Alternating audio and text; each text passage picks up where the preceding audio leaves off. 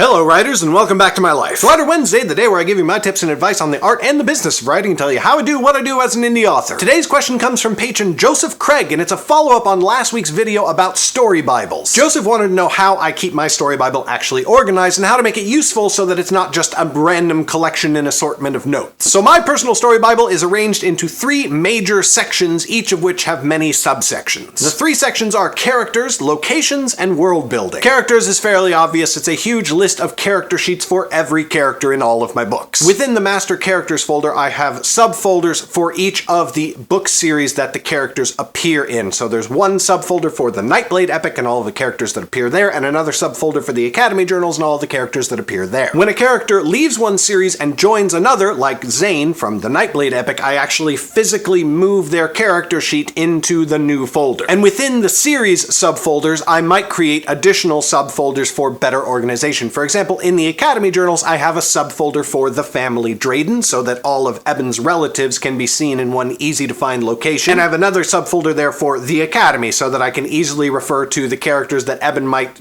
meet on a regular basis while he's attending school. Each series subfolder also has the main characters listed at the top, and then all of the minor characters listed in their own subfolder in alphabetical order. And that's mostly so that I don't name multiple minor characters with, the same name or very, very similar sounding names, which I have done before. So for the locations master folder, that's very easy to organize for me because Underrealm is a large empire built of 9 kingdoms. So each of the kingdoms has their own subfolder, and then within that subfolder there are more subfolders for specific, rivers, towns, lakes, cities, etc. And then there might be more subfolders where appropriate. So for example, there is the city of Cabris in the kingdom of Selvin, but then within Cabris there are multiple locations like the sewers or, the Wormwing Inn or a bunch of other places in that city. Well, they all go into the Cabris folder, in the Selvin folder, in the Underrealm folder. You get the idea. And then finally, there is the world building master folder. And that one is the least rigorously organized because there's just so much there. But I do try to have broad subcategories, each of which get their own folder, and then within that I try to organize things so that they are easy to look up and easy to reference. For example, I've done the most world building on the society of Underrealm,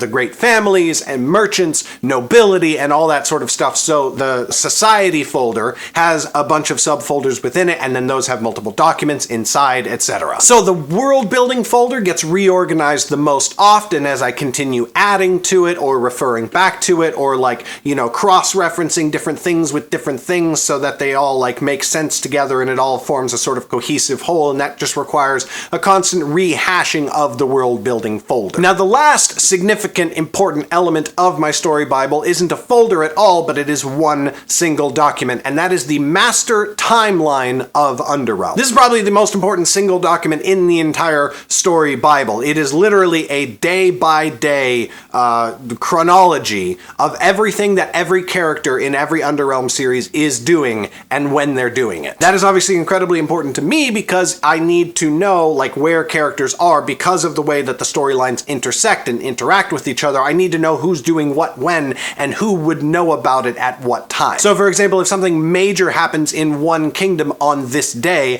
I can't have characters 2 kingdoms away reacting to that event or hearing about that event immediately. They can't hear about it the next day and be talking about it because it would take time for word to reach them because of the distance involved, right? And this is a big thing. No matter how big or small the scope of your story is, I recommend keeping a timeline. Although obviously the scale of your timeline might be different depending on what kind of story you're telling, but still, a big timeline for all of your different characters, all of your different POVs and everything, very, very useful. Highly recommended. And that is how I organize my story bible. Thank you so much for the question, Joseph. I hope that the answer was somewhat helpful. And a reminder to everyone watching, Joseph and my other $5 patrons on Patreon get these Writer Wednesday videos 2 weeks before they go public on the YouTube channel. Plus, $5 patrons are allowed to submit questions for me to answer in the Writer Wednesday series, like Joseph did in the video you watched today. So if you feel like supporting these videos, or if you want me to answer your questions about the art and the business of writing, check out my Patreon right up here. Thank you so much for watching. Thank you to my patrons for your incredible support, and I will see you next Wednesday. Bye!